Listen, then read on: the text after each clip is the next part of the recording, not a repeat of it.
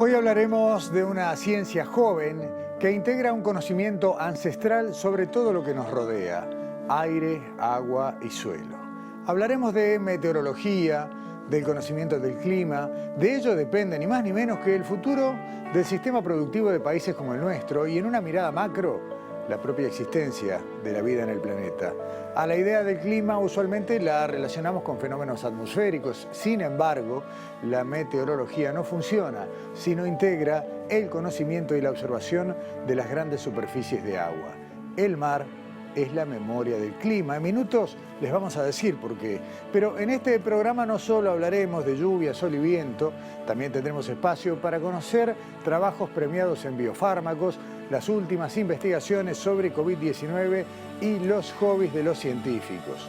Como cada semana, nos asomamos a la ciencia que se hace en Uruguay.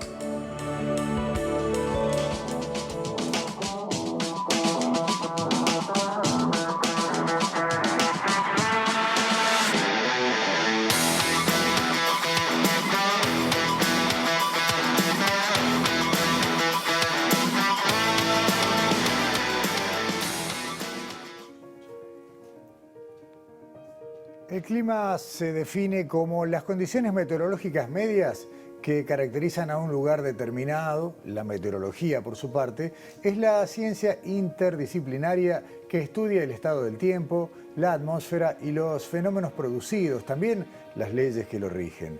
El abordaje universitario de las ciencias del clima es nuevo en Uruguay. Antes de 2007 solamente se podía estudiar una tecnicatura. Ese año se crea la licenciatura en Ciencias de la Atmósfera. Es nueva también la maestría en Geociencias.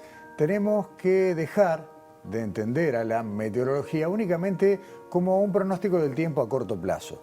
Las ciencias del clima deben crecer y tener capacidad para conocer en profundidad lo que sucede en la porción de océano que integra nuestro territorio. De eso hablaremos a continuación en Sobre Ciencia, y es un gusto recibir en estudios a Romina Trinchín, a Gastón Manta, y dentro de un ratito estaremos sumando también a Juan Badajian a través de Zoom. Gracias por acompañarnos. No, muchas gracias a ustedes por la invitación. Gracias. Y en este día de la meteorología y en el marco de la década de la oceanografía, pero entendida como eso que decíamos en la presentación, como el rol de las grandes superficies de agua en la meteorología, podemos decir que vamos a ir de la orilla hacia mar adentro, ¿no? Con los trabajos y las áreas de investigación que ustedes abarcan.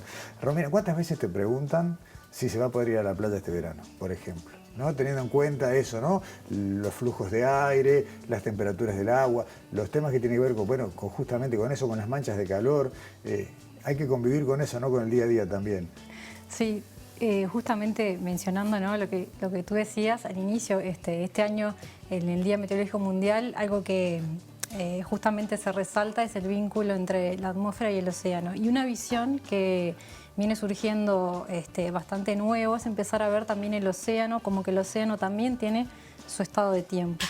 Entonces, ahí empiezan a entrar en juego algunos fenómenos, ¿no?, oceanográficos que están íntimamente relacionados con lo que son los procesos atmosféricos, que integran parte de lo que son las líneas de investigación que trabajamos en conjunto en el Departamento de Ciencias de la Atmósfera, en la Facultad de Ciencias, que en particular, bueno, unas de ellas son lo que son las urgencias costeras, que es un enfriamiento que ocurre en nuestra costa, ¿sí? Es producto del efecto de la rotación de la Tierra y los vientos.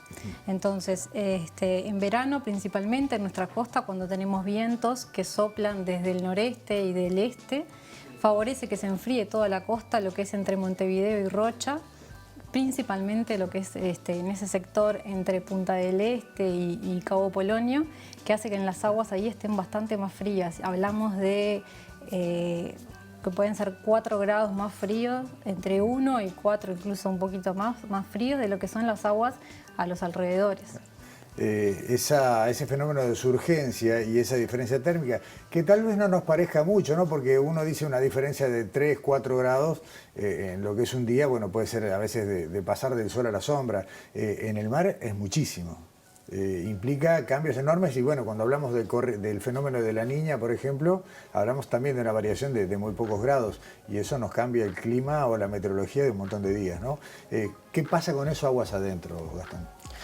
Bueno, sí, el fenómeno del Niño es un fenómeno que se da en el Pacífico ecuatorial, que es consecuencia del acoplamiento entre el océano y la atmósfera. Como bien dijiste, el calentamiento típicamente es de 1, 2 o algunos grados más, en los casos muy extremos, pero típicamente cerca de 2 grados, y está estrechamente vinculado, por ejemplo, con las precipitaciones en el Uruguay, principalmente en el norte del país, en primavera. Pero también es muy importante mirar el océano que está frente a nuestras costas, y no tan costero, sino más aguas adentro.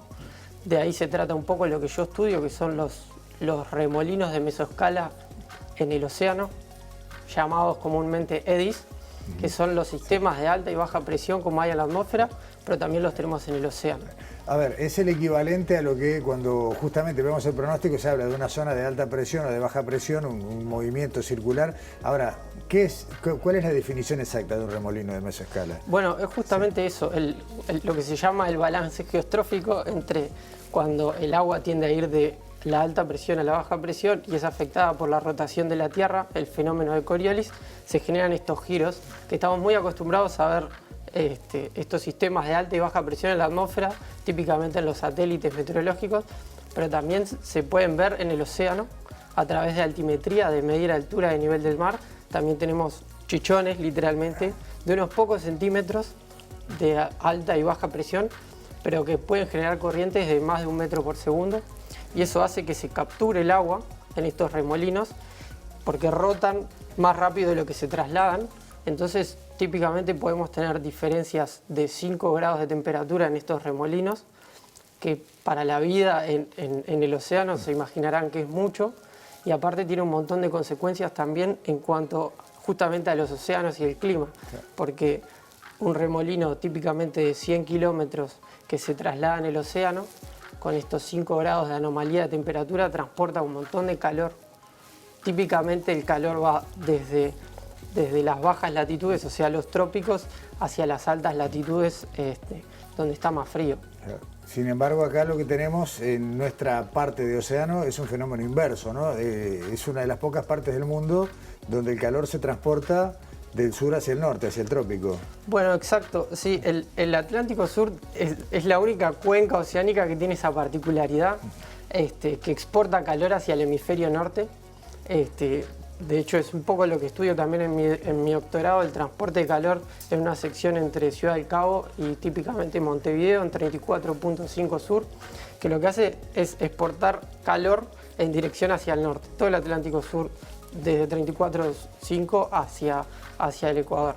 Entonces, en esa exportación de calor por las corrientes oceánicas es un poco lo que se basa el clima, típicamente se dice europeo, que para las altas latitudes en las que está Europa es bastante agradable, y es un poco también en lo que se basa esta película del día después de mañana, que hasta la parte en que empieza el cine catástrofe, que evidentemente no es real. Sin embargo, la teoría, el principio sí. No estamos de acuerdo con los tiempos que manejan, pero sí. Y de hecho, aprovecho para comentarte que justamente en esa película también estudian el clima no solo meteorólogos, sino por ejemplo un paleoclimatólogo, como comienza sacando testigos de hielo en la Antártida para estudiar el clima del pasado. Y hay oceanógrafos también que estudian las corrientes. Y hay oceanógrafos que estudian también las corrientes.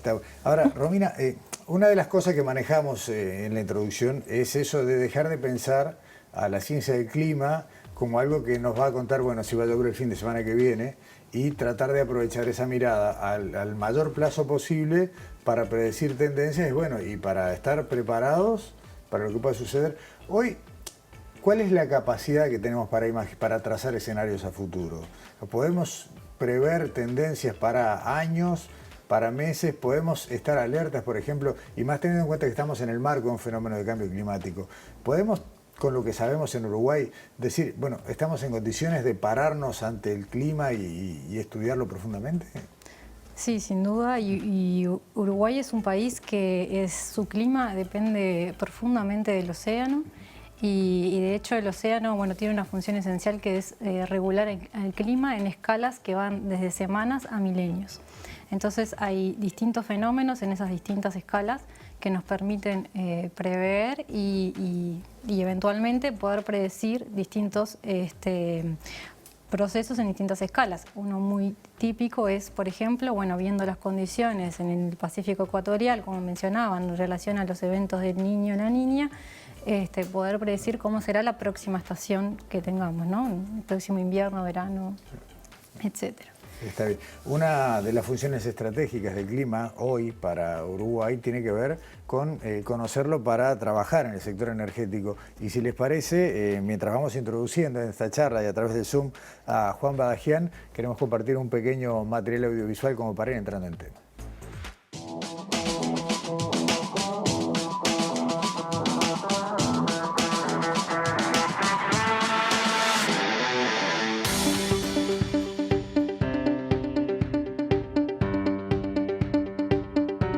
¿Cómo se realiza el monitoreo de la cuenca? Salto Grande posee una red de medición meteorológica y de niveles de ríos en la cuenca próxima al embalse y sobre el río Uruguay. Además de estos datos, se recogen otros generados por diversos organismos con la finalidad de completar la información necesaria para conocer el estado de la cuenca y así pronosticar los caudales de afluencia que permitan gestionar el embalse en situaciones normales y decrecidas. La información hidrometeorológica conseguida es guardada en un sistema de gestión llamado FUSE, desarrollado en los Países Bajos. Mediante este sistema, implementado por los técnicos de Salto Grande, se calculan las precipitaciones y evaporaciones promedio de las cuencas. Además, mediante la posterior aplicación de modelos matemáticos, se calcula su relación con los caudales que circulan en la cuenca y su pronóstico futuro. En este pronóstico de caudales, también son utilizadas las previsiones de lluvias que resultan de modelos desarrollados en centros de Brasil y Estados Unidos.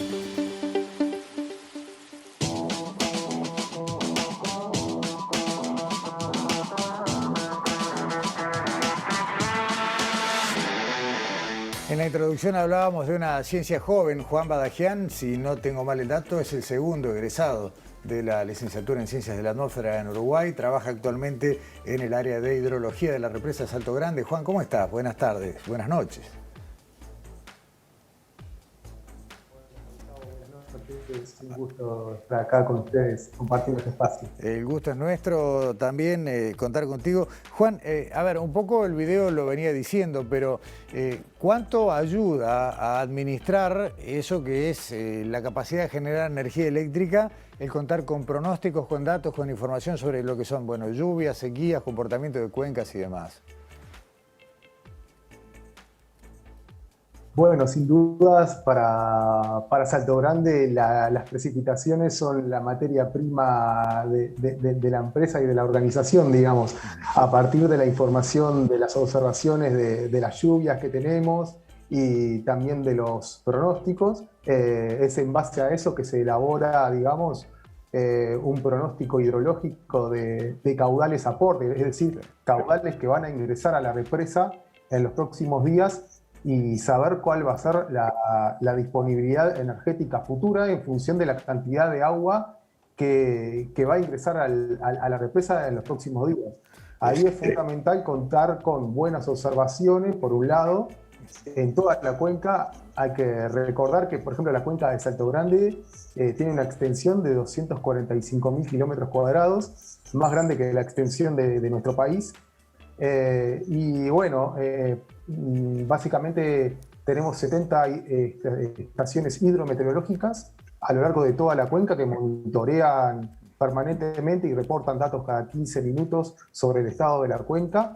A su vez se maneja información también de otros institutos de Brasil, Argentina y Uruguay, que también tienen sensores y estaciones meteorológicas dentro de la cuenca. Esa información se incorpora en conjunto con los pronósticos meteorológicos de evolución de estado de la atmósfera en los próximos días y se obtiene un pronóstico de aportes de aporte de caudal al embalse de la represa. En función de eso, se sabe, digamos, se estima cuál va a ser la disponibilidad energética para los próximos días. Y es por eso que es importante contar con información precisa y certera. Decíamos al arranque lo que es de importante para un país como el nuestro contar con información climática y meteorológica. No solo estamos hablando de la generación de energía, por mucho Salto Grande es la principal fuente de generación de electricidad en Uruguay, sino para todo lo que es un país productivo. O sea, Uruguay exporta principalmente lo que surge de su suelo, y si no sabemos cuánto va a llover o cómo y de qué manera, se complica. ¿Hay una conciencia, les parece a ustedes, que tenemos claro el rol de contar con una buena ciencia del clima vinculado a la productividad? Yo creo que hay como una necesidad, ¿no?, de tener mejores pronósticos, y de hecho me gustaría también mencionar que también hay una necesidad para la parte marina, ¿no? Claro, para todas las actividades que se llevan en el medio marino. O sea, hay mucho tráfico marítimo, no solamente pesca, sino también hay un montón de actividades que también requieren tener unos mejores pronósticos en ese medio. Entonces, sin duda que hay que fortalecer esas áreas, es una gran necesidad. Creo que hay cada vez más conciencia de que se requiere eso. Lo que se necesita es capacitar y formar a más personas, y a su vez que puedan ser asimilados en los distintos ambientes de trabajo. Hablaste de capacitación. Tú te estás capacitando en Francia, Gastón. Juan está cursando el doctorado en Buenos Aires. Tú vas por ese mismo camino. Nos falta el último escalón acá, sí, claramente en territorio. Déjame Sí. complementar una cosa de la que dijo Romina. Sí. Creo que es clave dejar claro que la predictibilidad a escalas mayores a un mes está más que nada en el océano.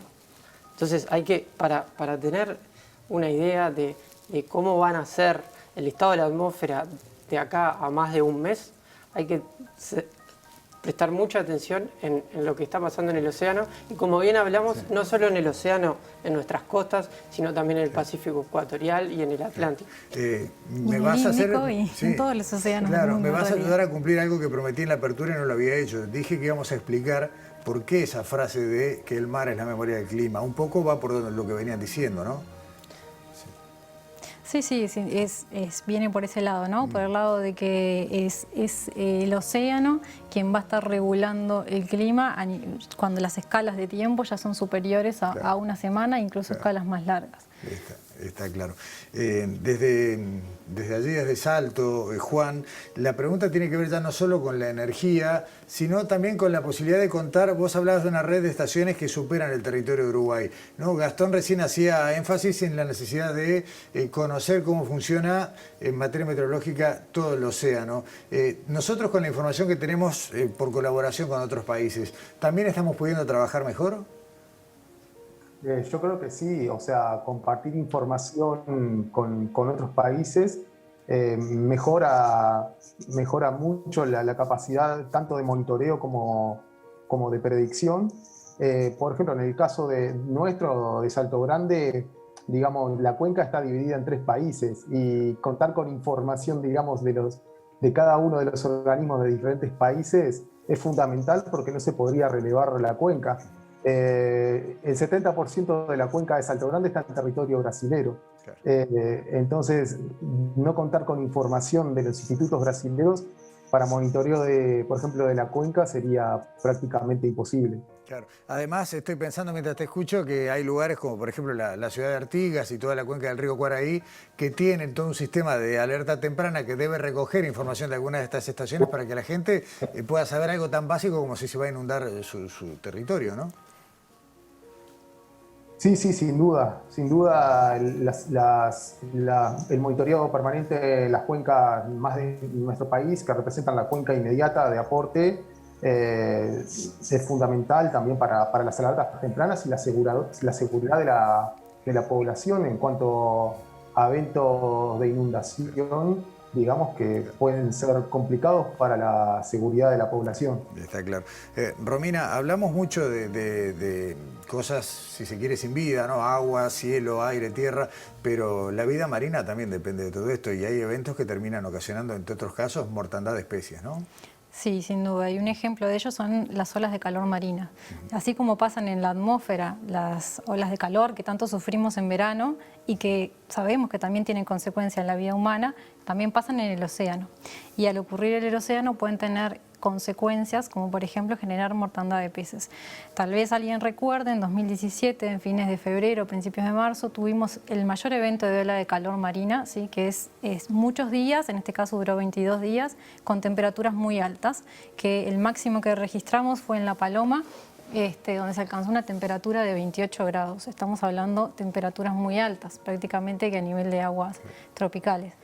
Y bueno, hay especies que no toleran, al aumentar mucho la temperatura en el agua, disminuye la concentración de oxígeno y no toleran esa baja de concentración de oxígeno. Entonces suelen aparecer muertos en la costa.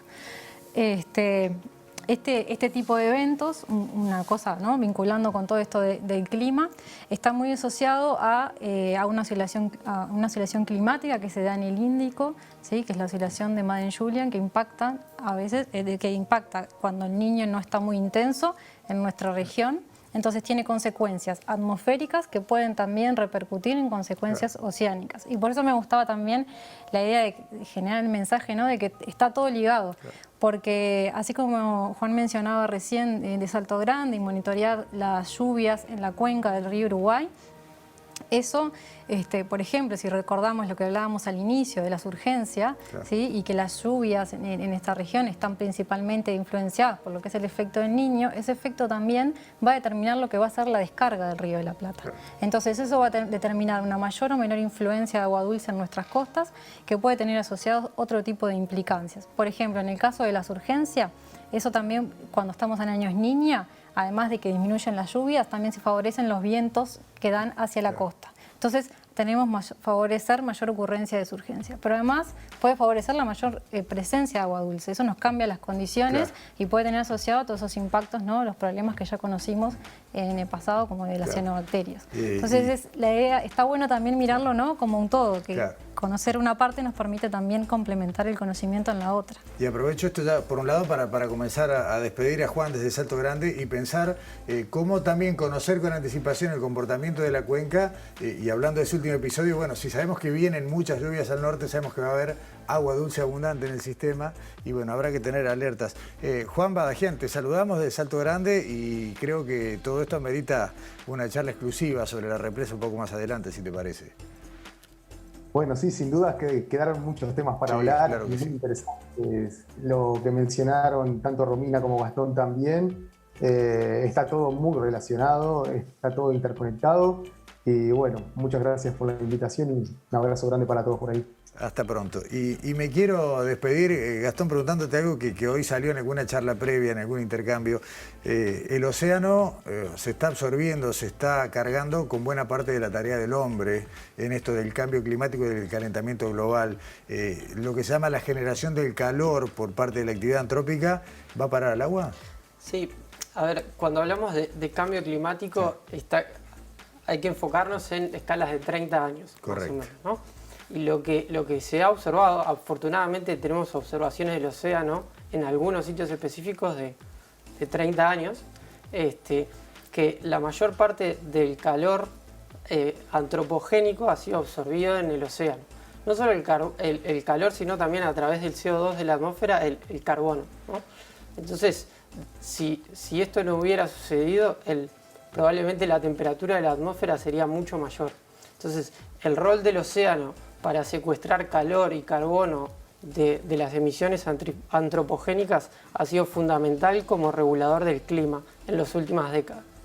A eso también tenemos que agradecerle a los océanos. Sí. Tal vez sí puedo mencionar una brevísima, que está bueno tener en cuenta y considerar que algo que promueve, digamos, el Día Meteorológico Mundial, en este caso, y la década de los océanos, es la necesidad también de contar con mayores mediciones en el océano. Claro. Es bastante desbalanceado las mediciones que hay en el océano versus las que hay en tierra. En tierra contamos, en general, están los servicios meteorológicos que tienen unas redes de estaciones meteorológicas muy grandes, ¿no?, o como lo mencionaban, de Salto Grande, pero no tenemos los equivalentes en general para el océano, sobre todo lo que son las mediciones en lo que implican el mar territorial de cada país.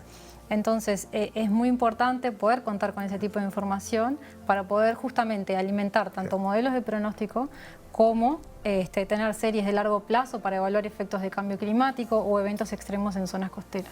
Romina Trinchín, Gastón Manta, muchas gracias por acompañarnos y bueno, la seguimos. Muchas gracias a ustedes por la invitación. Ya volvemos en Sobre Ciencia.